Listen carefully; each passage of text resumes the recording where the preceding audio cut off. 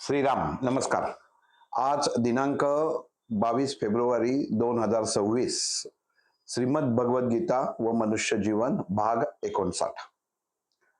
अक्षर ब्रह्म योग या योगामध्ये आपण मागच्या भागात पहिली ओवी आणि ज्ञान विज्ञान या योगामधली 30वी ओवी जी एकमेकांशी निगडीत आहेत त्याचं थोडक्यात विवरण पाहिलं.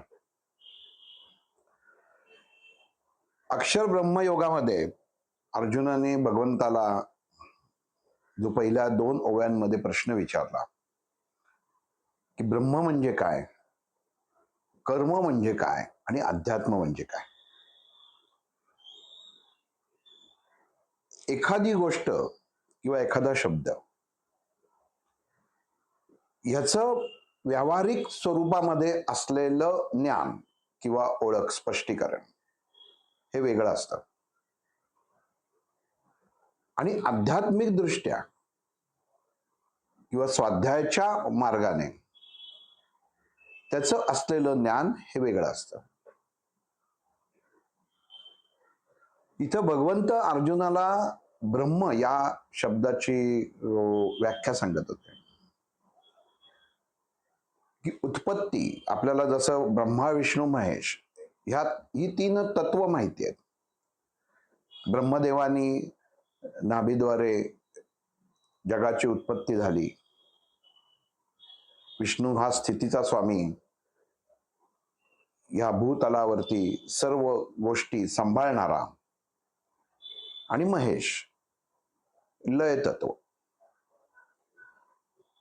पण भगवंत अर्जुनाला जे ब्रह्म जे अध्यात्म आणि कर्म, आपण कोणाला जर विचारलं कर्म म्हणजे काय तर क्रिया, असं एका सोप्या भाषेमध्ये एका ओळीमध्ये उत्तर येतं.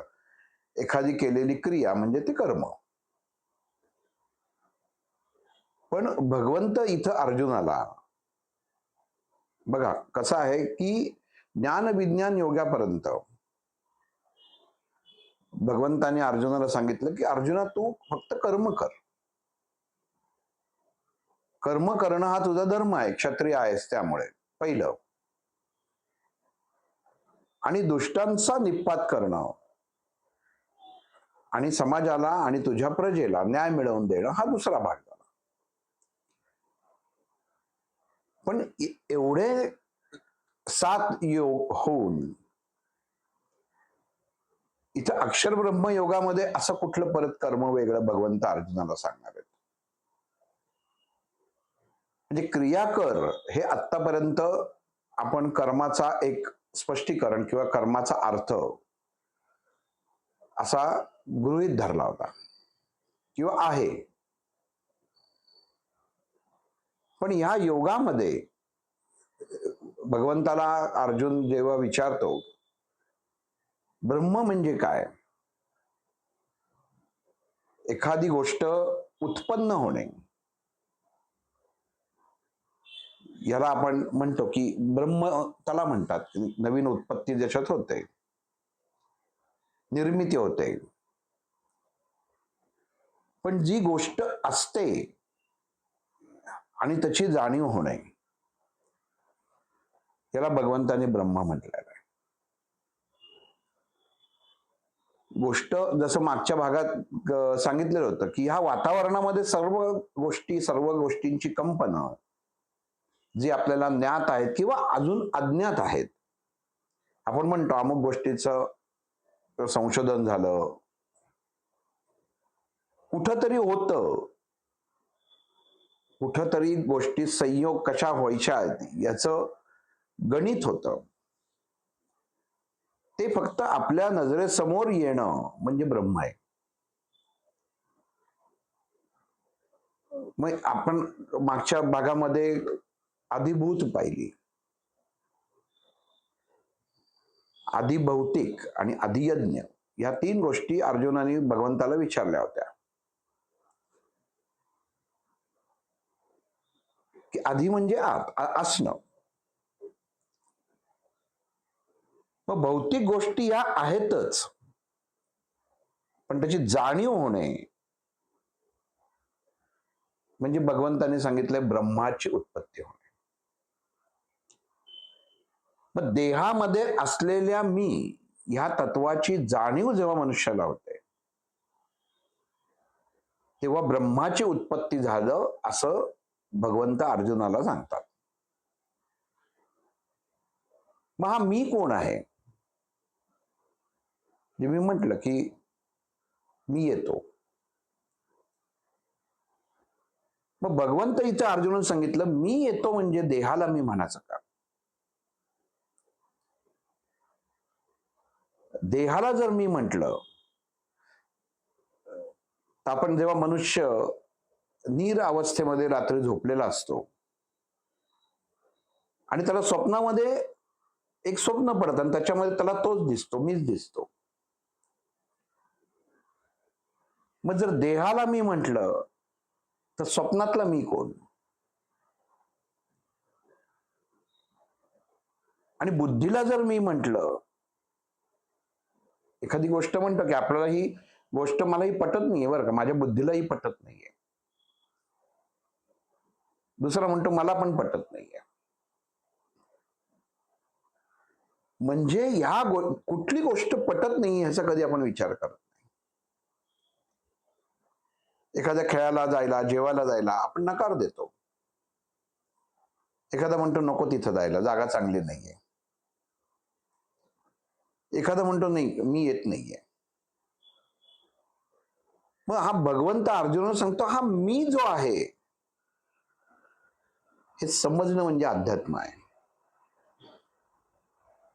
अध्यात्म म्हणजे कुठल्याही प्रकारचं ग्रंथ वाचणं, मंत्र वाचणं, स्तोत्र वाचणं तर ते नाहीये.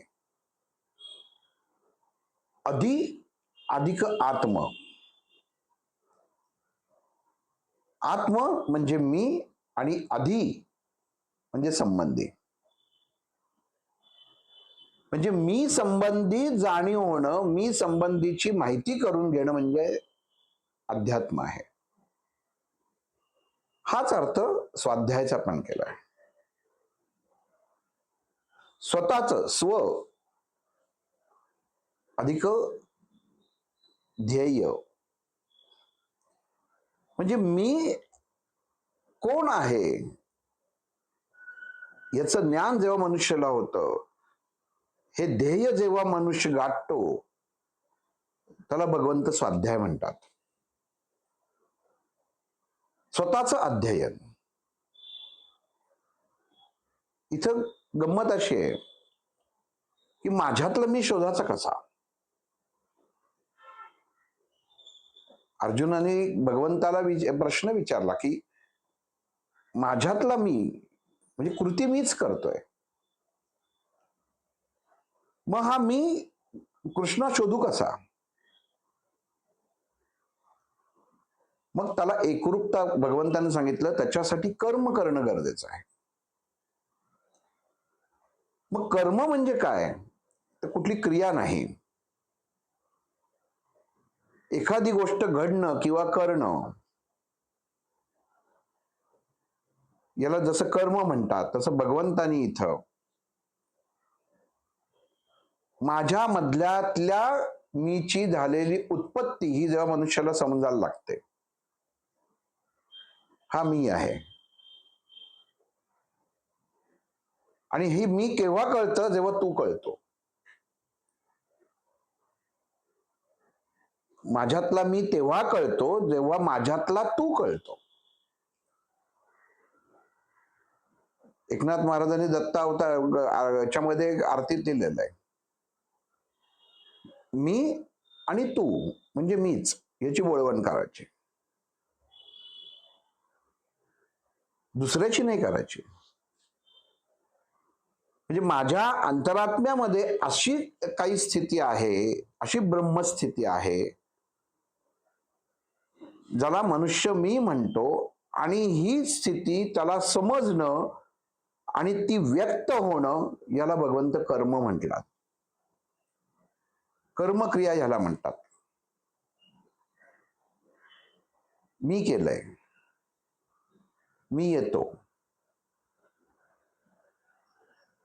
पण अधिभूत आधी भौतिक, याद्वारे कृती समोरच्याला कळते. मी येतो, पण मला खरं सांगायचं ना तर यायचं नाहीये. म्हणजे देह जातो, पण मी जात नाही. म्हणजे मनाच्या विरुद्ध घडलेली घटना. थोडस भाग हा इथं कळायला क्लिष्ट आहे. पण जसं भगवंतानी अर्जुनाला हा ब्रह्म, अध्यात्म आणि कर्म समजून सांगितलं, हे त्याच अनुषंगाने आपल्याला कळणं गरजेचं आहे की मला काय शोधायचं आहे. बाहेर शोधायचंच नसतं. अर्जुनाची डळमळलेली स्थिती ही मनाची झालेली आहे. मग बघ, मन म्हणजे मी नाही. आपण म्हणतो माझ्या मनाची अवस्था खूप वाईट आहे. तिथं मी वाईट आहे म्हणत नाही आपण, मनाची अवस्था म्हणजे भगवंत अर्जुना सांगतात या मी बरोबर मन नावाची सुद्धा काहीतरी गोष्ट आहे, की जी कल्पनाद्वारे, विचारांद्वारे उत्पन्न होते, पण दिसत नाहीये. जेव्हा भौतिक कृती करतो तेव्हा मन कळतं. पण आपल्याच देहाच्या विचारांच्या विरुद्ध घटना घडते आणि त्याची जाणीव होते तेव्हा मी कळतो. मग भगवंत जसा अर्जुनाने प्रश्न विचारला होता, तू मानच्या बरोबर होतास तरी तुझी ओळख तू आम्हाला करून दिली नाहीस. कारण तोपर्यंत अर्जुनाला मी कळलो नव्हतो, म्हणजे त्याच्यातला मी कळला नव्हता, म्हणजे त्याच्यातलं ब्रह्म कळलेलं नव्हतं की मला शोधायचं आहे काय. रोजच्या सारखं आपण उठतो सकाळी, दात वगैरे घासून नित्यकर्म करून बाहेर पडतो आणि म्हणतो हा मी येतोय. येतोय म्हणजे देहाने येतोय, भौतिक गोष्टीत येतोय. मग भगवंत सांगतात इथं कर्म आणि अध्यात्म प्रत्येक मनुष्याला दोन मार्गे जगायला लागतं. एक भौतिक मार्ग आहे जे तुम्ही कर्तव्य म्हणून जगता, आणि एक मनाने जे तुम्ही बळजबरीने जगता. अर्जुन युद्धाला तयार नव्हता, त्याचं आत्मिक बळ कमी पडलं होतं, पण तो युद्धभूमीवर आलेला होता. त्याची ओळख एक योद्धा म्हणूनच होती. ही भौतिक अवस्था झाली. कृती करणार समोरच्याला, अर्जुनाची उपस्थिती ही समोरच्याच्या मनामध्ये धासती. अर्जुन हा आपण इथं मनुष्य धरू. एखादी मोठी व्यक्ती एखाद्या कार्यक्रमात उपस्थित होते, त्याची उपस्थिती असणं हे बोलून जातं. एखाद्या मोठ्या कार्यक्रमात, प्रधानांच्या कार्यक्रमात आपण सगळे बघतो की राजकीय सभा वगैरे असतात की अगोदरचे सगळे बोलून जातात, त्याच्यात विद्वान पण असतात, आणि ज्याचं मुख्य भाषण असतं तो काही वेळा अज्ञानी असतो, पण तो त्या क्षणी मुख्य असतो. पण तो काय बोलतोय किंवा त्याची उपस्थिती जी आहे ही मनामध्ये एक विचित्र अवस्था उभी करते आणि स्वतःतला मी हलवून ठेवते. साहेब आले, साहेब आले, साहेब आले. भौतिक घटना घडली, हो मी तिथे येतोय ना, मनातनं जात नाही. भगवंत अर्जुनाला इथं माणसाच्या मनाची अवस्था सांगायचा प्रयत्न करतायत. अध्यात्म कळलं नाही तर भोग कळणार नाहीये. मनामध्ये उत्पन्न झालेला भाव कळला नाही तर स्वभाव कळणार नाहीये. एखाद्या गोष्टीबद्दल की एखाद्याच्या बाबतीत आपल्याला काय वाटतं, आपण काय भाव देतो त्याला. मी काय त्याच्या बोलण्याला भाव देत नाही. म्हणजे काय आहे तेवढं महत्व त्याला देत नाही. आणि मी समोरच्याच्या बोलण्याला महत्व देत नाही याचा अर्थ, तो भाव मला कुठेतरी माहितीये. नीट लक्षात घ्या, स्वभावाचा शब्दाचा अर्थ काय. एखादं कुठल्या तरी गोष्टीचं मनुष्य समोर स्टेटमेंट करतो, बोलतो, पण आपल्याला ते पटत नाही. आपण त्याला म्हणतो, नाही तो काही बोलू दे रे, मी काय भाव देत नाही त्याला. त्या घटनेचा, त्या गोष्टीची कल्पना आपल्या देहा अंतर्मनामधल्या असलेल्या मनाला, मीला माहिती असते, म्हणून तो भाव देत नाही. म्हणून आपला स्वभाव, त्याचं काय, त्याचं लक्ष देऊ नको, त्याचा स्वभावच तसा आहे, तो तिरसटाच आहे, तो असाच वागतो. पण भगवंत इथे अर्जुनाला सांगतायत, मनुष्याला त्याचा भाव कळला पाहिजे. ज्याला स्वतःचा भाव कळत नाही, त्याला काय सोडायचं हे कळत नाही. भाव म्हणजे आपल्याला महत्व नाही म्हणता येणार. एखाद्या एखादी गोष्ट घेतली की त्याचं किती नीतिमूल्य असावं, त्याला किती महत्व असावं, याचं आपल्या मनाने केलेलं मूल्यमापन, त्यावरनं भाव ठरतो. जसं मागं एकदा सांगितलं होतं की डॉक्टरांनी भाव हा शब्द सांगताना 2-3 ठिकाणी घेऊन गेले होते. इथं मुरलीधराच्या मंदिरात नेलं होतं की कृष्णाच्या चेहऱ्यावरचे भाव पहा. तेव्हा कळलंच नाही नक्की काय. आम्ही आपलं म्हटलं, वा किती छान दिसतोय, सुंदर दिसतोय, पण मला काय बघायचं आहे हे मला तेव्हा कळलंच नाही. जेव्हा थोडंफार ज्ञान त्यांच्याकडनं कळायला लागलं, तेव्हा कळलं की माझ्यातला मी भाव बघितल्यावर मला तो भाव कळणार आहे. मला दृष्टी हवी. माझ्यातला स्वतःतला भाव कळण्याची दृष्टी ज्या माणसाकडे असते, त्याच्यावरनं तो समोरचा भाव ओळखू शकतो, अन्यथा ओळखू शकत नाही. म्हणून स्वभाव हा खूप महत्वाचा. आणि जो स्वभाव ओळखतो तोच उत्तम स्व अध्ययन करू शकतो, म्हणजे तो स्वाध्याय करू शकतो. मग इथं भगवंतांनी अर्जुनाला सांगितलं की अर्जुना, मनामध्ये असलेलं ब्रह्म हे जर भासाच्या अनुषंगाने उत्पन्न होत असेल आणि त्याच्यात तुला मी दिसत असेल, मी म्हणजे त्या मनुष्यातला मी, म्हणजे अर्जुनातला मी,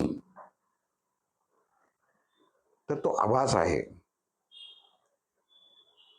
मनुष्य स्वप्नवत असतो, त्याला सगळ्या गोष्टी खऱ्या वाटतात. आपण सकाळी उठल्या उठल्या सांगतो, घरी सांगतो, कोणाच्या मित्राला सांगतो, अरे काय मला काल स्वप्न पडलं आणि मी असं अमुक अमुक करत होतो आणि मी घाबरलो, मी आनंदलो, 100 गोष्टी असतात. पण भगवंतांनी ह्याला स्वतःचा अभाव म्हटलेला आहे. काही माणसं बघा, कायम त्यांची कंप्लेंट असते, मला सारखी स्वप्न पडतात, मला स्वप्नामध्ये मंदिरं दिसतात, नाग दिसतात, अमुक अमुक 100 प्रकार असतात. स्व अभाव, जे नोंद, ज्या तत्वाची तुम्ही देहामध्ये विचारांमधल्या मी मध्ये उत्पत्ती केलेली, तो भाव मी म्हणून प्रगट होणं, तेच तुम्हाला स्वप्नात दिसतं. म्हणून स्वतःमध्ये डोकावून बघणं भगवंत सांगतात की कर्म म्हणजे काय, तर स्वतःवर डोकावून बघणं. तू स्वतः डोकावून बघ, तू स्वतः डोकावून बघितलंस म्हणजे तू कळशील, आणि तू कळलास की युद्ध करशील. इथं काय सगळं गंमत काय, नातेवाईकांशी धरून आहे. नातेवाईक आहेत, मामा मामी, जे काही नातेवाईक असतील ते, आजोबा, गुरु. भगवंत अर्जुन म्हणतात, तुझ्या मी मध्ये हे कुठे आहेत? धर्मस्थापना करताना तेच घटक महत्वाचे असतात, ज्यांनी मीचा उद्धार होतो. आणि ह्या मी मध्ये हे आहेत का? म्हणजे तुला स्वतःची ओळख पाहिजे. म्हणजे तुला स्वतःमध्ये अभाव आहे, स्वभाव नाहीये. स्वचा अभाव मला माहितच नाही. आपण एखादी गोष्ट करतो, आपण म्हणतो काय अरे एवढा उच्च शिक्षित तू शिकलेला आहेस आणि असं करतोस, असं बोलतोस, तुझ्याकडनं ही अपेक्षा नव्हती, तो तर अशिक्षित आहे. म्हणजे स्वचा अभाव. ज्याला भगवंतांनी सांगितले की आधी भौतिक गोष्टीमध्ये ह्या चालत नाहीत गोष्टी. आतमध्ये काय भौतिक अवस्था निर्माण होते तीच बाहेर येणं गरजेचं आहे. म्हणून स्वतःवरती अभ्यास करणं गरजेचं आहे अर्जुना. आणि त्याच्यासाठी अधियज्ञ पेटवणं गरजेचं आहे. अधियज्ञ म्हणजे अधियज्ञ कुठं तुला प्रज्वलित करायचा आहे तर अंतर्मनामध्ये प्रज्वलित करायचा, तो बाहेर नाही करायचा. ते कुंड देहात आहे, या महाभूतांमध्ये आहे. आणि त्याच्यामध्ये आहुती कशाची द्यायची आहे हे तुला कळणं गरजेचं आहे. मग स्वतःच्या अभावाची स्वभावाची आहुती तू त्याच्यात दिलंस की तुला मी मिळणार आहे, म्हणजे तू मिळणार आहेस, म्हणजेच मी मिळणार आहे. गंमत बघा, अर्जुनाने कृष्णाला प्रश्न केलाय, तू माझ्या बरोबर होतास, तू मला कळला नाहीस, तू मला भेटला नाहीस, तू ओळख दाखवली नाहीस. आणि इथं कृष्ण अर्जुनाला सांगतोय स्वतःतला भाव आणि स्वतःतला अभाव दोन्ही ओळख. म्हणजे तुला मी कळेल, मी कोण, म्हणजे तुझ्यातला अर्जुन तुला कळेल आणि तुझ्यातला मी तुला कळला की मग मी तुला कळेल. म्हणजे दोन्ही मी वेगळे आहेत. म्हणून भगवंत सांगतात, अर्जुन म्हणतो अरे मी कळेल म्हणजे काय? आत्मिक अवस्थेला मी म्हटलेलं आहे. आत्मब्रह्म. आत्मब्रह्म म्हणजे आपण म्हणतो ना आत्मब्रह्म. मग मनामध्ये भगवंताविषयी उत्पन्न झालेली अवस्था ही भगवंतापर्यंत जेव्हा घेऊन जाते, त्याच्यामधला मी संपतो, तेव्हा ते आत्मदर्शन होतं. त्याला भगवंताने सांगितले तेच ब्रह्म आहे. माझ्यामधला मी जेव्हा ओळखतो, म्हणजे माझ्यामधला मी म्हणजे कोण? तर भगवंत. मी त्याच्याशी जोडलंय. मग माझ्यामधला मी म्हणजे भगवंत, म्हणजे तो परमात्मा, हे जेव्हा ओळखतो तेव्हा त्या ब्रह्माची ओळख होते. त्याला परब्रह्म म्हणतो आपण. परब्रह्म म्हणजे काय? तर स्वतःमधल्या मी मधल्या त्या भगवंताच्या त्या परमशक्तीची जाणीव होणं, त्याला ओळखणं आणि त्यातला मी नष्ट होऊन मी तिथं उभा राहणं, म्हणजे ब्रह्माची उत्पत्ती होणं. म्हणून तिथं त्याला भगवंत म्हणतात. अर्जुना याला परब्रह्म म्हणतात. परब्रह्माची व्याख्या काय? ही आहे ब्रह्म उत्पत्ती. पण परमब्रह्म भगवंताची उत्पत्ती. मग त्याच्यासाठी मीची ओळख असणं गरजेचं आहे. आणि मग कर्म उत्तम होतं. मग कर्म उत्तम होतं म्हणजे काय? की क्रिया नाही, विचार उत्पन्न होतात. विचार हे एक कर्म आहे. आपण म्हणतो ना एखाद्याच्या बाबतीत वाईट चिंततो, सगळ्या समाजामध्ये उत्तम प्रकारे वागत असतो एखादा मनुष्य, पण त्याची चिंतन शक्ती वाईट असते. जसं शकुनी वागला होता, सगळ्यांशी चांगला, कौरवांशी, पण मनामध्ये जे होतं की मला बदला घ्यायचा आहे, याला भगवंत म्हणतात. हे का कळलं नाही कौरवांना? कारण मीची ओळख नाही. ती मीची ओळख असतील तर समोरच्याचा गुण लगेच प्रगट होतो. म्हणून अंतरात्म्याची ओळख असणं गरजेचं आहे. एखाद्या दगडामध्ये मूर्ती जेव्हा तयार करतो तेव्हा तो शिल्पकार त्या दगडाशी एकरूप होतो. तो दगड आणून समोर आपल्या ठेवला आणि सांगितलं घ्यायला, हा दगड, हा गणपती आहे, आजपासून याला मंदिरात आपण स्थापन करू. तर लोक म्हणतील काय सांगता. मग एखादी अधिकारी व्यक्ती येते आणि ती म्हणते नाही हा गणपती आहे, मग त्याला मान्यता मिळते. ब्रह्माची उत्पत्ती, मी मधनं ब्रह्मा, म्हणजे त्या व्यक्तीने स्वतःची उत्पत्ती अशी केली की त्याच्यातनं अधिकारवाणी जागृत अवस्थेत येते. पण तरी माणसानं प्रश्न पडतो, हे म्हणतायत खरे पण दगडच दिसतोय. मग तो शिल्पकार त्याच्याशी एकरूप होतो आणि एकरूप जेव्हा होतो तेव्हा त्याला त्याच्या त्या दगडामध्ये ती मूर्ती दिसायला लागते. आणि जेव्हा अर्जुना देहातल्या मीला त्या माणसातला मी जेव्हा मिसळतो तेव्हाच माझी प्राप्ती होते, तेव्हाच तो शिल्पकार ती मूर्ती बाहेर काढू शकतो. ती जोपर्यंत होत नाही, ती ओळखत नाही.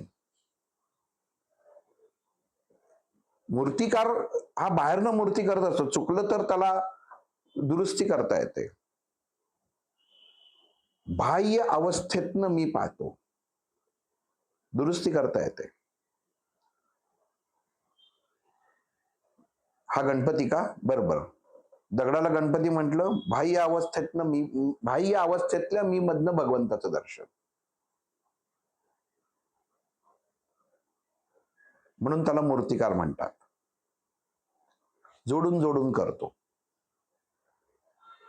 अनेक शाखा जोडतो, मग देह तयार करतो, मुख तयार करतो, सोंड तयार करतो, हात तयार करतो. जसं बाह्य अवस्थेतनं भावतं तसं तयार करतो आणि त्याला जोड देतो, त्याला मूर्ती म्हणतात. म्हणजे ती बाह्य अवस्थेत, म्हणजे बाह्य मी हा बाह्य अवस्थेतनं बघतो आणि मूर्ती तयार होते, म्हणून त्याला तेवढं महत्व नाही. कारण बघण्याची क्रिया किंवा बघण्याचा वेळ किंवा बघण्याची अवस्था ही जास्त असते.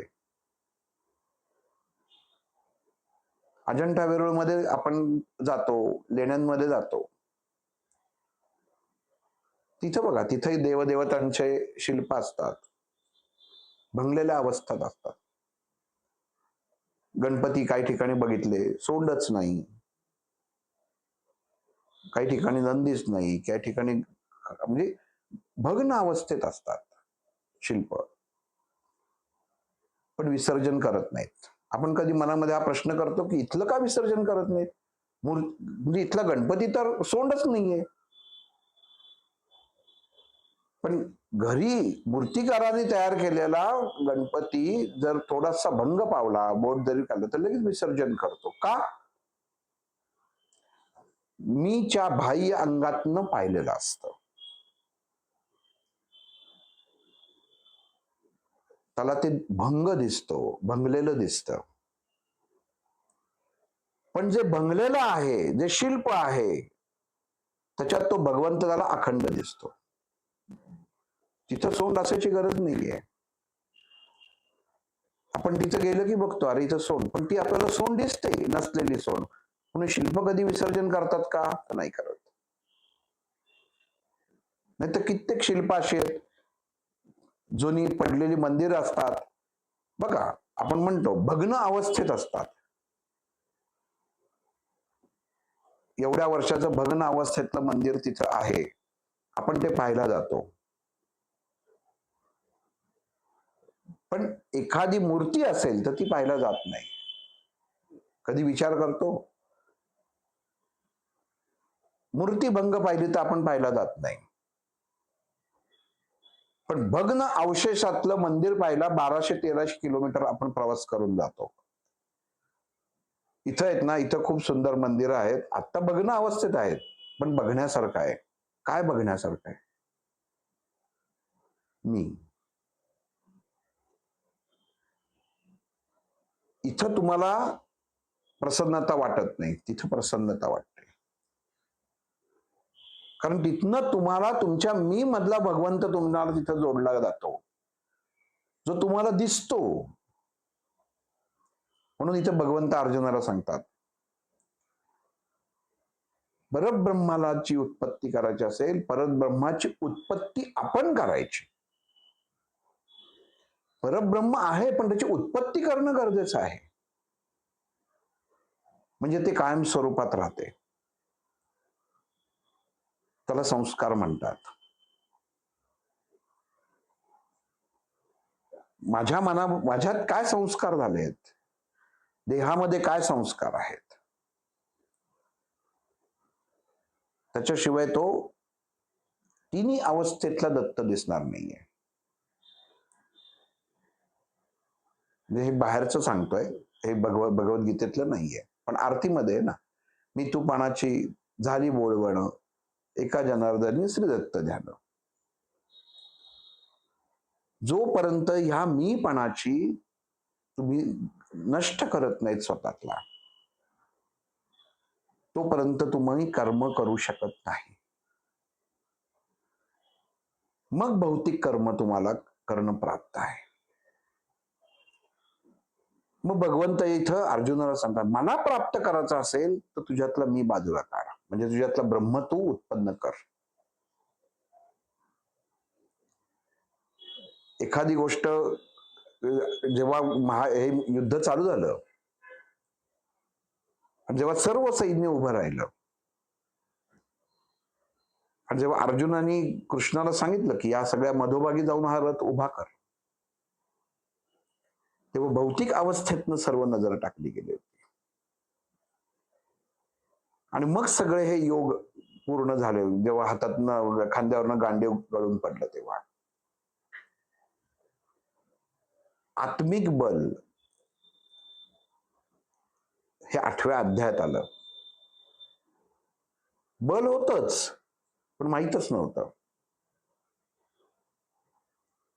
की आत्मिक बल काय असतं, आत्मबल काय असतं. आत्मबल म्हणजे आपल्या देहामधल्या असलेल्या त्या परमशक्तीचं आपल्याला ज्ञान होणं आणि ती आपल्यासाठी काम करणं, त्याला आत्मिक बल म्हणतात. आत्मबळ वेगळं आणि आत्मिक बल वेगळं. एखादा मनुष्य बलवान असतो, बळवान नसतो.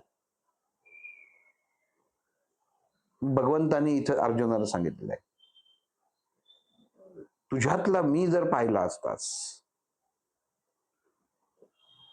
तर तुझ्या प्रश्नांची उत्तरं तुला तिथंच मिळाली असती, पण तू त्याची उत्पत्तीच होऊ दिली नाहीस, त्यामुळे तुला अध्यात्म कळलं नाही.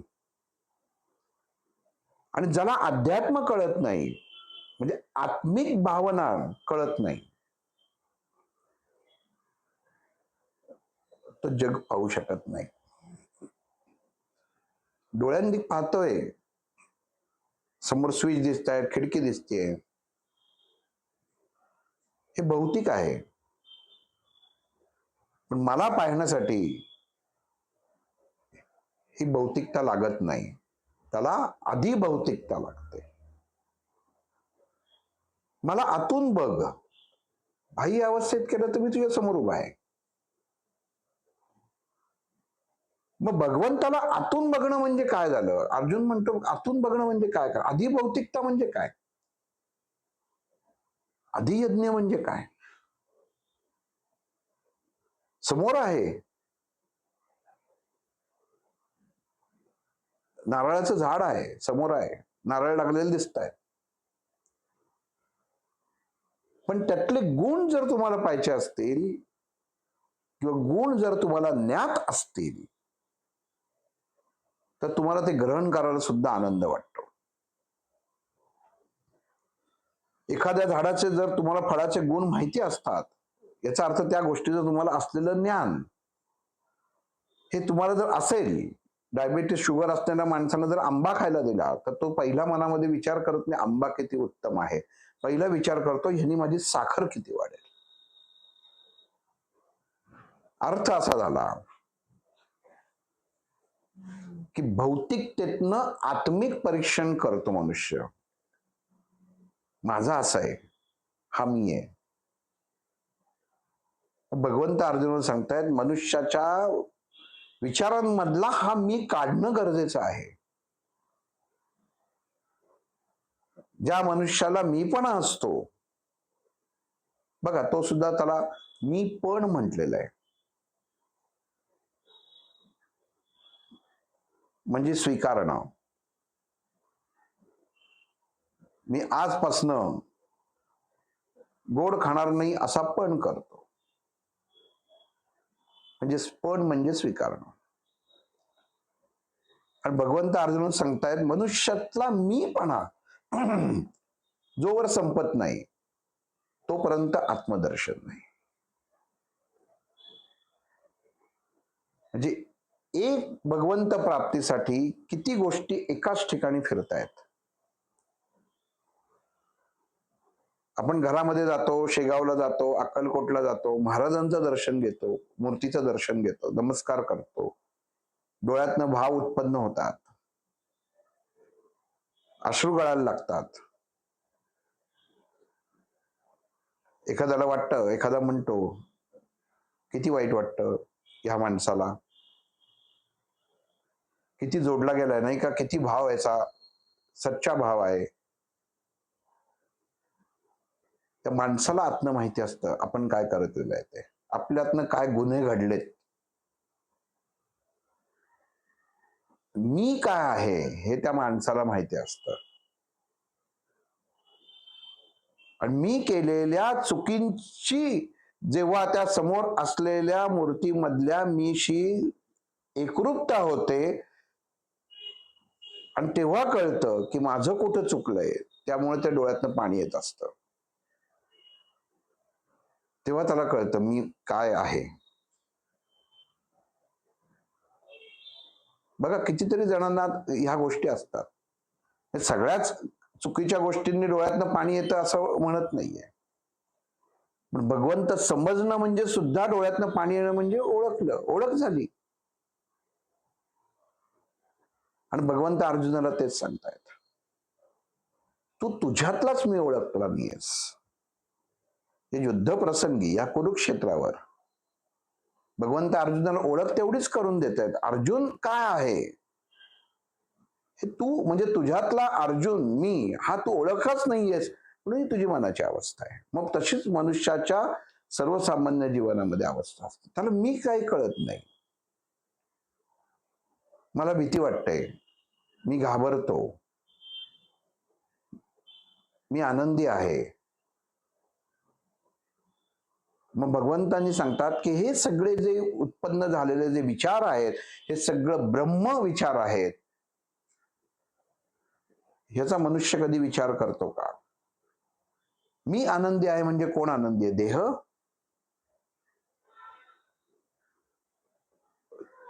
मी हसलो, चेहऱ्यावरती माझं एक हास्य दिसलं म्हणजे मी आनंद आहे असं ओळख होतं का? का देह आनंदी आहे? मग देह म्हणजेच मी असेन, तर मग आधी यज्ञाचा उपयोग काय? दूर कुठे येतोय? भगवंतानी बघ थोडस इथं अक्षर ब्रह्माचा हे पहिले 4 श्लोक थोडेसे असे खूपच दीर्घात आहेत. कारण मीची ओळख होणंच गरजेचं आहे, त्याच्याशिवाय पुढचं कळणारच नाही. भगवंताला पाहायचं म्हणजे आपला प्लॅटफॉर्म तयार असणं गरजेचं आहे ना. दृष्टी आपली तयार होणं गरजेचं आहे. भगवंत इथं अर्जुनाची दृष्टी तयार करतायत. आणि ज्या अर्थी अर्जुन कृष्णाला प्रश्न विचारतो याचा अर्थ अजून अर्जुनाला मीची ओळख झालेली नाहीये. पण ज्या माणसाला मीची ओळख होते, आत्मदर्शन होतं. आत्मदर्शन म्हणजे काय? मीचं दर्शन होणं. त्याचं तो परमब्रह्माला एकरूप होतो. म्हणून भगवंत इथं त्याला भौतिक गोष्टींचं उदाहरण देत आहेत की भौतिकतेतनं आत्मिक अवस्थेत आहे. बघतोयस ते चूक आहे, त्याच्यापेक्षा तू आत बघ. आपण एखाद्याला जर सांगितलं की तू काय रे, जरा तुझं स्वतःचं वर्णन कर, तो नाव सांगेल, शिक्षण सांगेल, घरच्यांचं वर्णन करेल, काम धंदा ऑफिस वर्णन करतो. पण त्याला सांगितलं नाही स्वतःचं वर्णन कर, तर तो म्हणेल माझं काय वर्णन करायचं, मी दिसायला गोरा आहे, मी दिसायला काळा आहे, माझे केस असे हे तसे. हे भौतिक गोष्ट झालं. पण स्वतःचं वर्णन कर, तर त्याला करता येणार नाही. तो असं म्हणणार नाही मी माझं वर्णन करू का परमेश्वराचं वर्णन करू. रामदास स्वामींनी रामाचं वर्णन केलं, स्वतःचं वर्णनच नाही केलं. त्यांना रामच दिसायचा. म्हणजे स्वतःच देहभान विसरायला होणं म्हणजे स्वच दर्शन आहे. मग मनुष्याला स्वच दर्शन होणं गरजेचं आहे आणि त्याचा भाव कळणं गरजेचं आहे. आपलाच आपल्या देहाचा भाव कळला नाही. बाजारातली स्त्री सांगते माझा भाव 300 रुपये, 500 रुपये, 1000 रुपये. मग शरीराचा भाव असतो का तो आत्म्याचा भाव असतो.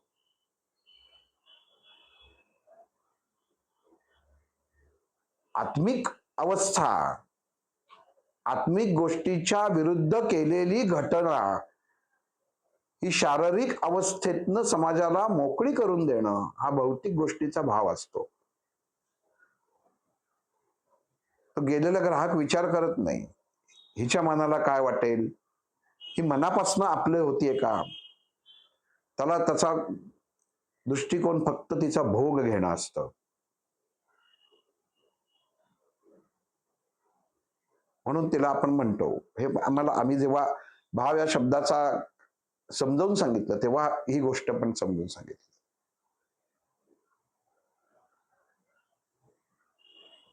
काय घटना घडते म्हणून हा भाव उत्पन्न होतो. आपल्या देहामध्ये आत्मिक बलच नष्ट होतं. काय करणार. घराचं दारिद्र्य आहे, घरच्यांनी हाकलून दिलेलं आहे, काही हे नाहीये. शरीर देह विक्री करणं हा एकच आता पर्याय आहे. म्हणजे माझ्यातला मी मारून टाकला आणि फक्त देह बाहेर ठेवला. मग त्याच्यात प्रेम नसतं, वासनही नसते, षड रिपू नसतात. भगवंता इथे अर्जुनाला सांगतात ही देहाची अवस्था आहे. जसं रस्त्यावर एखाद्या आपण प्रवास करत असताना एखादं कुत्रं मरून पडलेलं असतं, आपल्याला जाताना कदाचित वाटलं फाटलंय, पण कदाचित याचा श्वास चालू नाही ना, म्हणून आपली नजर ते कन्फर्म करतं नाही हे सगळ्या दृष्टीने म्हणजे पूर्ण खलास झालेलं आहे. मनुष्य त्याच्यावरनं गाडी घालू शकतो, पण त्याला काहीच झालं नसेल तर मनुष्य बाजूने जातो किंवा थांबतो तरी. अपेक्षा. भगवंतांनी याला मनुष्याच्या विचारांची अवस्था म्हटलेलं आहे. आपल्याला अवस्था काय आहे म्हणजे स्वतःची आस्था काय आहे हे भगवंत अर्जुनाला सांगतात. मनुष्याला कळणं गरजेचं आहे. माझी महाराजांवरती आस्था आहे म्हणजे काय, विश्वास. मग ज्या माणसाची स्वतःवरती आस्था आहे त्याला प्रश्न पडत नाहीत, कारण तो शरण असतो त्या परमात्म्याला. आपण जसं मागं म्हटलं की आत्मवृत्त लिहिलं जातं. घडलेल्या घटना आपण त्या पुस्तकामध्ये लिहितो, आयुष्यात घडलेल्या घटना, कारण ते वृत्त असतं, क्षणिक असतं. कुठलंही वृत्त असो क्षणिक असतं, म्हणून त्याला वृत्त म्हटलेलं आहे. काही वेळानंतर ते जाणार आहे. जिथं आत्मबोध असतो तो कायमचा असतो. म्हणून संतांनी कधी आत्मवृत्त लिहिलं नाही, आत्मबोध लिहिला. भगवंत अर्जुनाला हेच सांगतायत, अर्जुना, मनाचा बोध लागणं खूप गरजेचं आहे. मी काय हे ओळखलं ज्या मनुष्याने, त्या मनुष्याला बाहेर बघायची गरजच नाही, त्याला मी त्याच्यातच सापडणार आहे. माझी ओळख तिथंच लागणार आहे ज्याला स्वतःचा बोध होतो. आपल्याला माहिती असतं मी काय आहे ते, पण तरी आपण ते मानत नाही, त्याला मीपणा म्हणतो. शंका. पण हा शब्दाचा अर्थ काय? शंका. आपण म्हणतो ना, माझं ठीक आहे पण म्हणजे शंका. आणि पण म्हणजे शेवट, पण म्हणजे जिगर. पण इथं भगवंताने सांगितलंय मीचा पण म्हणजे जागृती. मी पण येणार म्हणजे खात्री. मी येणार नाही, मी पण येणार म्हणजे ठसवणं. मग भगवंतानी इथं सांगते अर्जुना, ज्याला पण कळला, जीवनामध्ये पण कळणं खूप गरजेचं आहे म्हटलं. त्याला पण कळलं त्याला शंका उत्पन्न होत नाही.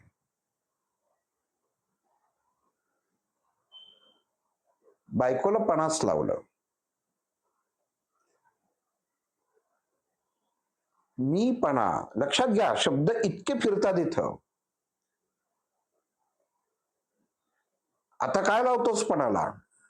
बायकोला लावलं.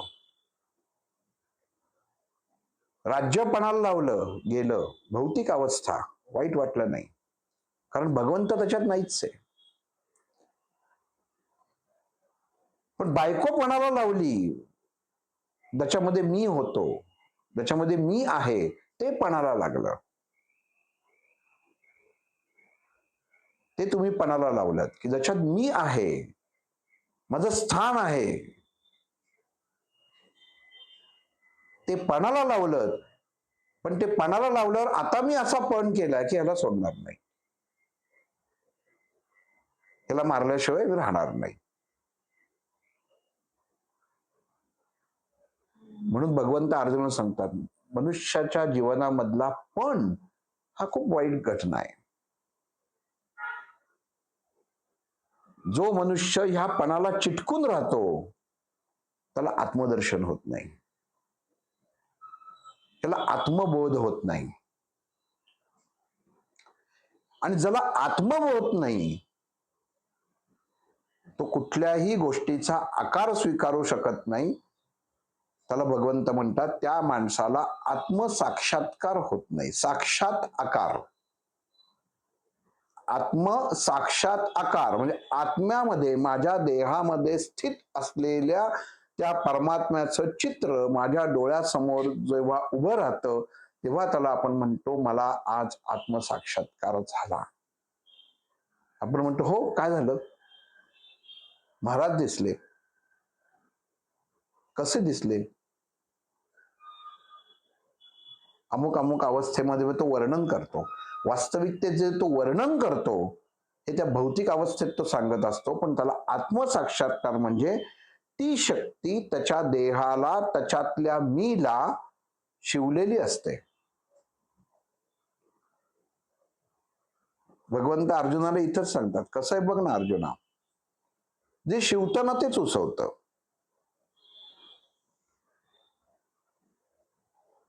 अर्जुन, कृष्णाचं हे ब्रह्म, अध्यात्म आणि कर्म या विषयात भगवंताला म्हणतो की अरे भगवंत आता याच्यात हे शिवणं कुठं आलं? कारण जोपर्यंत शिवत नाही तोपर्यंत शिव नाही. उत्पत्ती नाही आणि लयही नाही. शिव ही अवस्था आहे. मग जे देहाला माझ्यातनं, माझ्यापासनं उत्पन्न झालेलं विचार, आचार, जो ब्रह्म उत्पन्न करतो, जो कर्म करायला भाग पाडतो, ज्यांनी स्वतःचं अध्ययन होतं, तोच मला शिवू शकतो. आपण म्हणतो ना की काय जुन्या काळी बघा, एखाद्या स्त्रीला तिच्या रजस्रावाच्या वेळी बाहेर बसायला लावायचे. का ह्या का बसल्यात? ह्यांना शिवायचं नाहीये. आपण कधी या गोष्टीचा विचार करतो की शिवायचं नाही म्हणजे काय? शुद्ध मराठी भाषेत म्हणलं तर त्यांना स्पर्श करायचा नाही, असंच होतं ना. उत्पत्ती पण नाही आणि लय पण नाही, ही अवस्था म्हणजे शिवणं, म्हणजे सांधणं, म्हणजे जोडणं. शर्ट फाटला, शिवला, उसवू शकतो. 4 दिवस शिवायचं नाही, 4 दिवसानंतर मोकळं होतं. पण जो मनुष्य भगवंताला शिवतो, तो भगवंतापासून वेगळा होत नाही. कारण शिव हे त्याला प्राप्त होतं. उत्पत्ती आणि लय ही अवस्था मनुष्याच्या मनाला जे चैतन्य निर्माण करायची जी शक्ती असते, ही द्यायचं काम हे या यज्ञातनं होतं. त्याला भगवंत अधियज्ञ म्हणतात. मनात उत्पन्न विचार झाला, आता मला कळलं भगवंता, तुला प्राप्त करायचा मार्ग मला कळलाय. माझ्यात अमुक गोष्टी आहेत, मी आजपासून बदलाचं ठरवतो. मला आता कळलंय की मी कोण आहे. भगवंतांनी इतकं रचनाच अशी केलेली आहे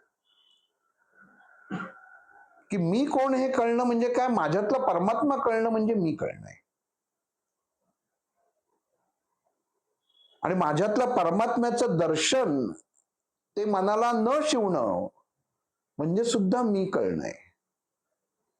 तिथं फक्त भगवंताचा अभाव आहे,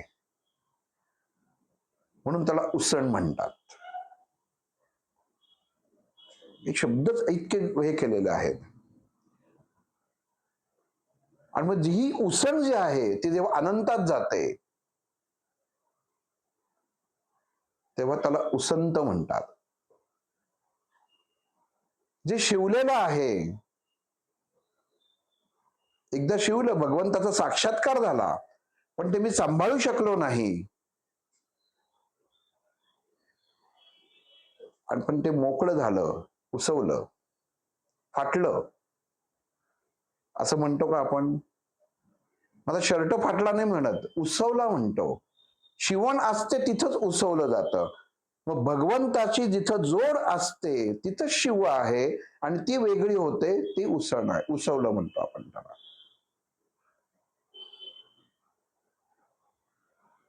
आणि मग भगवंतानी इथं अर्जुनाला सांगितलं, अर्जुना एवढ्या सोपी गोष्ट आहे बघ, फक्त मी बघ. पण ह्या मी मध्ये तू कुठं दिसता कामा नये. मी मध्ये मीच दिसलो पाहिजे, तर मनुष्याच्या जीवनातले दोष जातील.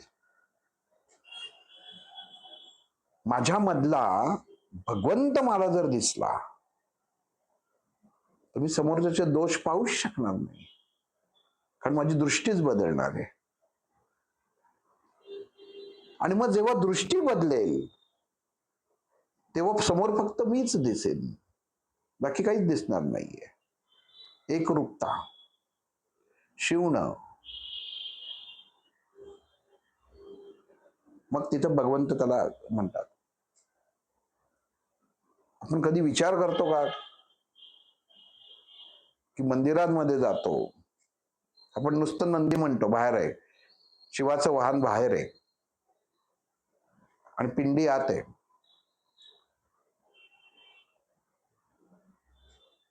ही एक वीण आहे. या विणेतनच भगवंताचं दर्शन आहे. जेव्हा आपण जातो, कित्येक ठिकाणी कित्येक जण गेले असतील की त्या नंदीच्या दोन आपण त्या खुरामधनं बरोबर त्या शिंगामधनं ती पिंडी बघत असतो, त्याचं लिंग पाहतो. म्हणजे काय पाहतो? शेवढं जोडच नसेल तर दिसेलच कसं?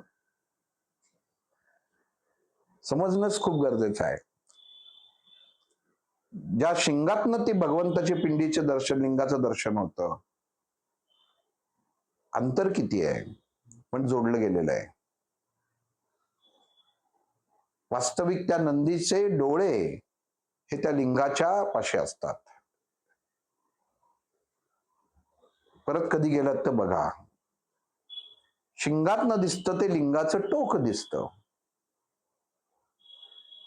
आणि जर तुम्ही नीट विचार केलात तर शिंग वर असतं, डोळे खाली असतात. ते डोळे त्या लिंगाच्या म्हणजे आपण जसं म्हणतो की जिथं लिंग सुरुवात होते तिथं त्या नंदीचे डोळे असतात. आणि बसलेला कसा असतो? दोन्ही खूर मागं घेऊन बसलेला नसतो. एकदा घरी एखाद्या कपड्याला शिवण घाला, ती शिवण जी असते ही कधी सुईने घातलेली शिवण ही एका लाईनीमध्ये येत नाही. ती अशी थोडी खालीवर येते, जसं त्या नंदीचा बसाचा पद्धत असते किंवा जसं तो नंदी बसतो तशी असते. म्हणून ती शिवण आहे हाताने घातलेली. म्हणून ती सूक्ष्म आहे. म्हणून ती आपल्याला बरोबर शिवण घालते. मग ही सूक्ष्मता जी आहे, जशी सुईमध्ये सूक्ष्मता असते, तिच्यामध्ये दोरा असतो, तसाच दोर आपल्या श्वासाचा त्या भगवंतापाशी जोडला गेलेला असतो त्या सुई मार्फत. मग ही सुई कोण आहे? तर आपल्या मनातला विचार. मग हा मनातला विचार त्या भगवंतापाशी जेव्हा शिवला जातो तेव्हा ही भगवंताची शिवाशिवी मोकळी होते. एक मंत्र आहे की शिवपिंडातील रामशक्ती तूने. मग शिव आणि पिंड ह्याच्यामधली रामशक्ती तूरे म्हणजे त्याच्यामध्ये असलेलं अग्नितत्व. ते भजन आहे, मी पाठवलेलं आपल्या ग्रुपवरती. 2 बीजांचं तत्व आहे. ही 2 बीज म्हणजे एक मी आणि एक तू. ह्या 2 बीजांचा जिथं संगम होतो तिथं शिवतत्व जागृत होतं. म्हणजेच माझ्यातला मी तुझ्यात मिसळला, म्हणजे जो मी राहतो तोच फक्त भगवंत राहतो. त्याला आत्मबोध म्हटलेला आहे. आज मला आत्मबोध झाला. मी आज एवढं आत्मचिंतन केला, चिंतेचा अनंत चिंतेचा अंत केला, तेव्हा मला आत्मिक समाधान लाभलं. सम अधीनता. भगवंताचं जसं म्हणणं आहे, भगवंताचे जे विचार आहे त्याच्यासाठी सम अधीनता असणं गरजेचं आहे. म्हणून आत्मिक समाधान महत्वाचं. आत्मिक आनंद वेगळा, आत्मिक समाधान वेगळं. समाधान जिथं असतं तिथं शांती असते, पण जिथं आनंद असतो तिथं शांती असेलच असं सांगता येत नाही. मग इथं भगवंत अर्जुनाला सांगतायत, भगवंता अर्जुना, माणसाला समाधान पाहिजे बघ. नुसती ब्रह्माची उत्पत्ती होऊन चालत नाही. ते जर समाधानच नसेल तर माझीही प्राप्ती नाही. मन विचार करायला लागतं. आणि मनाला बांधून ठेवायला माझ्याशिवाय पर्याय नाही. कसं किती स्वैर-भैर असतं बघा माणसाचं मन. कर्म करत वेगळी चुकीची कर्म करत फिरतं. अर्जुन इथं उभा आहे, पण समोरच्या कौरवांच्या याच्यामध्ये काय चाललंय? एक वेळ अशी येते की दुर्योधन त्या भीष्माचार्यांना विचारतो, कशाची वाट बघताय? समोरच्यानी तुम्हाला बाण मारावा याची वाट बघताय का? युद्धाला कधी सुरुवात करणार तुम्ही? पण इथं दुर्दैवानी दुर्योधनाला आहे मी कळत नव्हता, कारण त्याच्यात पण होता.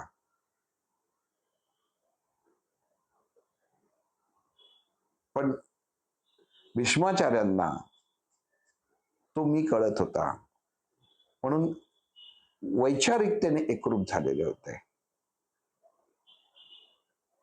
माहित नव्हतं भगवंताची ओळख काय आहे. भगवंतही माहिती होतं, पण ओळखच माहित नव्हती. एकनाथ महाराजांनी दत्ता अर्थ दिला, हरपले मन झाले उन्मन. भानच हरपलं. युद्धाला आलोय, भाषण ऐकायला नाही आलेलो. द्रोणाचार्यांचंही भान हरपलं, भीष्माचार्यांचंही भान हरपलंय. हरपले भान झाले उन्मन. माझं मनच राहिलं नाही हो, कारण मी तसा होऊन राहिलो, कळलंच नाही. जेव्हा मी पण जागृत झालं, जेव्हा दुर्योधन जागृत झाला, तेव्हा कळलं की अरे युद्धभूमीवरती आहे. भगवंत अर्जुनाला सांगतायत, पण बाकीच्या गोष्टी काय घडत होत्या सभोवताली, फक्त अर्जुनाच्या याच्या बाबतीत घडत नव्हतं, इतरांनाही कळत होतं. जे सांधले गेले होते भगवंताशी, ते बरोबर गोष्टी कनेक्ट होतात, जोडलं जातं. ते कोणाशी जोडलं गेलं पाहिजे हेही कळलं पाहिजे. भीष्माचार्यांनंतर जेव्हा मुक्त झाले, कृष्णासमोरच झाले ना. मग इथं आता भगवंत अर्जुनाला सांगतायत, मी ओळख. म्हणजे स्वतःचं अध्ययन कर, स्वाध्याय कर. तुझं अध्ययन स्वतःच केलंस की मी ओळखलं जाणार आहे, आणि मग त्याच्यातनं ब्रह्माची उत्पत्ती होणार आहे. मग कर्म. आणि हे जे तुझे विचार आहेत, हे आतल्या यज्ञामध्ये मोकळे कर, बाहेरचा नाही. आपण म्हणतो ना की नाही, हो आजपासनं रोज मंदिरात जातो, रोज पोथी वाचतो, रोज साधना करतो. बाह्य विचार झाले.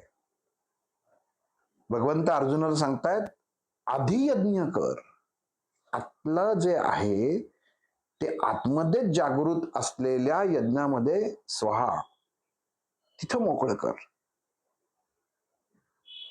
तिथं का मोकळं कर? कारण मी तुझ्या आतमध्येच आहे, ते आतल्या आतच माझ्याकडे येणार आहे. माझी प्राप्ती अशीच आहे. एक युद्धाच्या अवस्थेमध्ये एखादी व्यक्तीसारखा आपण वागायला जातो, बाह्य जगतामध्ये नक्कल करायला जातो. त्या क्षणामध्ये नकलाकार जेव्हा एखाद्या कलाकाराची किंवा नक्कल करतो, क्षणामध्ये असं वाटतं की तो कलाकार त्याच्यामध्ये शिरलेला आहे, त्याचे गुण शिरलेले आहेत. तसं भगवंत इथं अर्जुनाला सांगतायत, स्वतःमधला अभाव शोध आणि स्वतःमधला भाव शोध.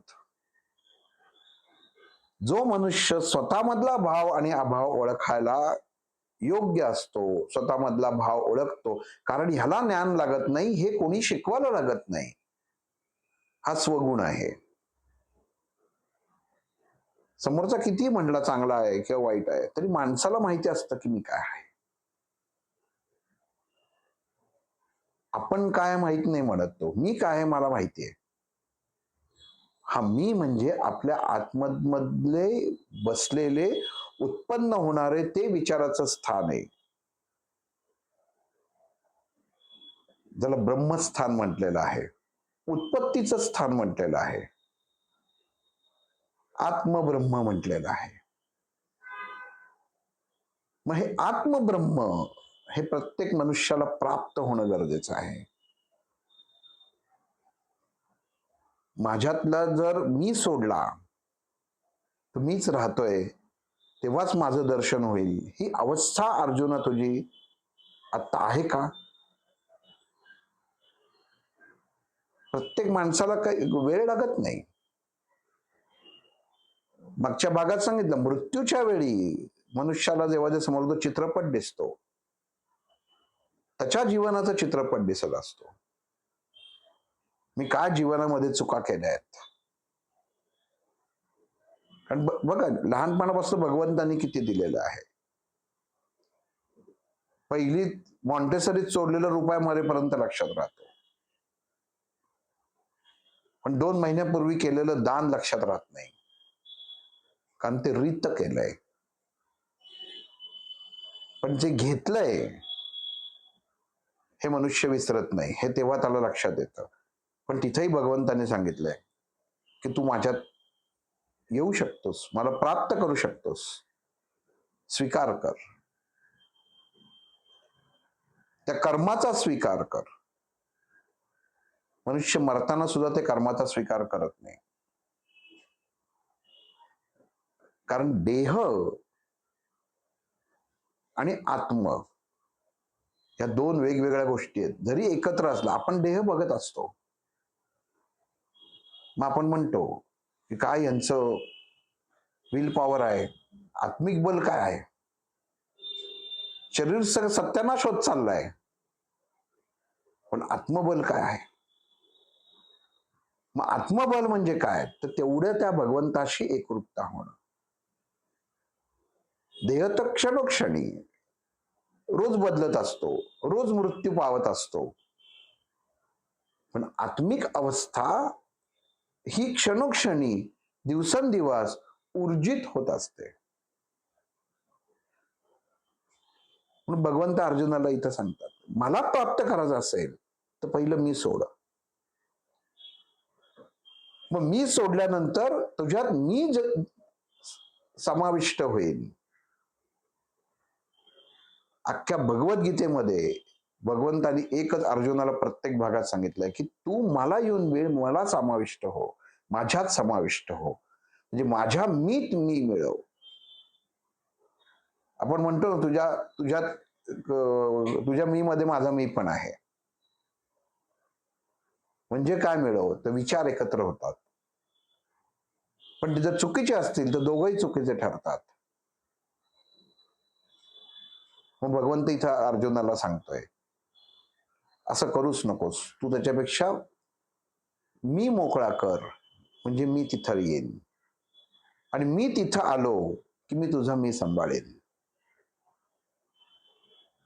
तुझं काही राहायचंच नाही, तुला विचार करायची काही गरजच नाही. याला भगवंत सुबुद्धी म्हणतात. माणसाला सुबुद्धी झाली, कुठनं झाली? भगवंत प्राप्ती झाली आणि सुबुद्धी झाली. वाईट विचारांची प्राप्ती झाली आणि कुबुद्धी झाली. हे प्रमाण आहे. माझ्या जीवनातल्या सगळ्या चुका मी स्वीकारल्या आणि आजपासून मी चांगलं वागायचं ठरवलं, सुबुद्धी झाली, कुठेतरी भगवंताची ओळख झाली. आजपर्यंत मी समाजाशी चांगलं वागलो, पण त्यांनी समाजाने मला वाईटच वागवलं, आजपासून मी वाईट वागायला सुरुवात करणार. कुठंतरी कुबुद्धीची एकरूपता आली. मग भगवंतानी इथं सांगितलं, अर्जुना, उत्तम ब्रह्म, उत्तम स्वाध्याय, उत्तम अध्यात्म आणि उत्तम कर्म हे जर मनुष्याच्या आतनं घडावं असं वाटत असेल तर पहिल्यांदा त्याला स्वतःतली सुबुद्धी आणि कुबुद्धी ह्याचं ज्ञान होणं आवश्यक आहे. मनुष्य हा स्वतःच्या मनाप्रमाणे त्याचं मूल्यमापन करतो, हे चुकतं. पण जेव्हा मी त्याच्यामध्ये सामील होतो तेव्हा त्याचं मूल्यमापन करायचं बदलतं. विसोबा खेचरांचं काय झालं? ज्ञानेश्वरांना इतके त्रास देणारे क्षणात बदलले. बघा, एका क्षणात बदलले. ज्या क्षणी पाठीवर मांडे भासताना पाहिलं त्या झोपडीमध्ये डोकावून, त्या क्षणी बदल झाला. ज्या क्षणी भगवंताची प्राप्ती होते त्या क्षणी मनुष्यातला मी बदलतो. आणि ते विसोबा खेचर झाले. आधी विसोबा चाटे होते, मग विसोबा खेचर झाले, तर गोष्ट वेगळी आहे. पण मी बदलला. ज्या डोळ्यांनी, ज्या विचारांनी आतापर्यंत दुष्टपणा केलं त्याच्यात क्षणात प्रेम जागृत व्हावं. क्षणात. का? भगवंत प्राप्ती झाली. म्हणून भगवंत सांगतात की ज्याच्या विचार आचारांमध्ये मी समाविष्ट झालो त्याच्यातला मी बदलला. म्हणून मनुष्याची सुबुद्धी आणि कुबुद्धी याच्यावर मनुष्याने विचार करायला हवा. मला काय प्राप्त आहे आणि पर्याप्त आहे तेच प्राप्त आहे का, हे जर मनुष्याला कळलं तर जीवनातला संघर्ष, जीवनातलं युद्ध करायला तो तयार उभा राहतो. जो मनुष्य मनाने स्थिर आहे तो जीवनात स्थिर आहे. जो बाह्य अवस्थेतनं स्थिर आहे तो मनातनं अस्थिर असतो, म्हणून बाह्य अवस्थेत स्थिर असतो. ध्यान करणारी माणसं बघा, नाही तर ध्यानाची गरज काय? जीवनामध्ये अस्थिरता असते म्हणून ध्यानाची गरज. पण जे मुळात जीवनात स्थिर आहेत त्यांना ध्यानाची गरज लागतच नाही, कारण ते ध्यानस्थच असतात. ते कायम भगवंताची प्राप्ती त्यांना असते. त्यांना वेगळं भगवंताची प्राप्ती किंवा त्या शक्तीची गरज लागत नाही, कारण त्या शक्तीतच ते जगत असतात ही त्यांच्या मनाची खात्री असते. यालाच मी म्हटलेलं आहे. मग भगवंत सांगतात हे ब्रह्म ज्याच्यामध्ये उत्पन्न होणार आहे त्याला आत्मब्रह्म ज्ञान होणार आहे. पण इथं बघ, परत जसं शेवटी आपण म्हणतो की अर्जुन हा सर्वसामान्य लोकांचे प्रश्न घेऊन आलेला आहे. तो म्हणतो की ठीक आहे केशवा, तू आता सांगितलंस, आता एवढं सांगितलं, सुबुद्धी पाहिजे आणि कुबुद्धी पाहिजे हे पण सांगितलंस, ज्ञान तर एवढं मनाचं मीपणाचं दिलंच आहेस तू. मला एक सांग, जेव्हा मी प्राप्त होतो म्हणजे तू मला प्राप्त होतोस, मला जेव्हा भगवंताची प्राप्ती होते आणि जेव्हा माझ्यातला मी बदलतो आणि ती जागा भगवंत घेतो, हे असताना सुद्धा मनुष्याच्या विचारांमध्ये सुबुद्धी आणि कुबुद्धी कशी राहते? आपण म्हणतो ना की एखादा किती धार्मिक माणूस आहे, पण मग कुबुद्धी कशी राहते?